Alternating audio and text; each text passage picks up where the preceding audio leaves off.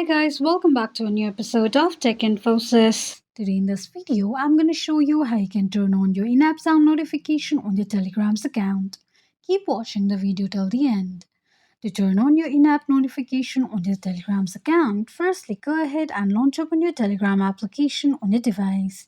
The home page of Telegram will be displayed on the screen. From the home page, tap on Settings option. You will end up on the settings page of your Telegram's account. Now from the settings page, tap on notifications. To turn on your in-app sound notification on your Telegram's account, slide the slider of in-app sounds to the right side to turn it on. Once you do that, you'll be able to turn on your in-app sound notification on your Telegram's account quickly and easily just in few steps. If you have any thoughts or queries, let us know in the comments section. Don't forget to subscribe to our channel for further updates. Also, press the notification bell icon so that YouTube will notify you whenever we post a new video. I hope this video was helpful to you. If it was, just go ahead and give us a thumbs up.